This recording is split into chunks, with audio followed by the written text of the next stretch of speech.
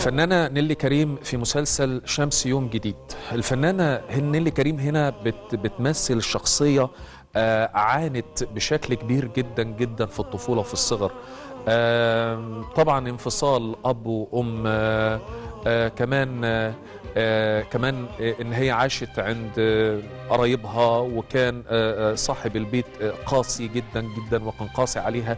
وهنا بقى طبيعه الشخصيه او التنشئه دي الصعبه قوي قوي قوي، المأساويه، بتطلع نوعين من الشخصيه.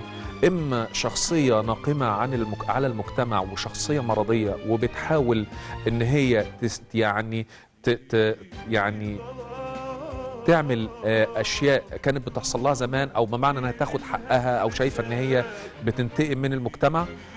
او شخصيه بالعكس تماما من كده، شخصيه طيبه جدا، شخصيه بتبحث عن الاخلاقيات والقيم والمبادئ ونفسها تصلح هذا الكون.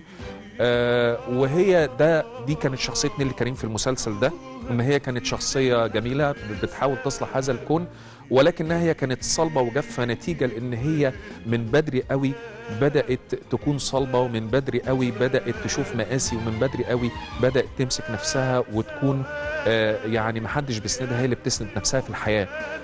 وعشان كده حتى كانت شايفه ان والدتها سبب لده كله، لانها سابتها، فكانت بتتعامل معها بجفاء شديد.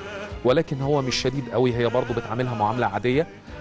لكن الحمد لله هي بعد كده قدرت تواجه الحياه بشكل احسن واكثر قوه. لا لا لا يا سالم، لا، الحل ده مش عملي خالص.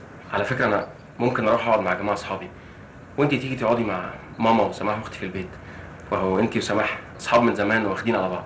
لا يا جلال، الحل ده ما يرضينيش طبعا.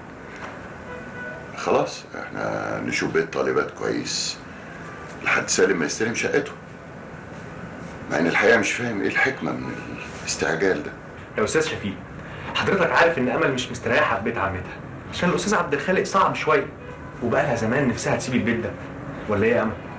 انا قلت لبابا ان انا مش هقدر اقعد في بيت عمتي تاني.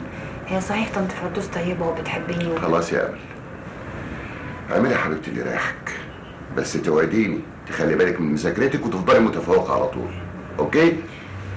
مبروك.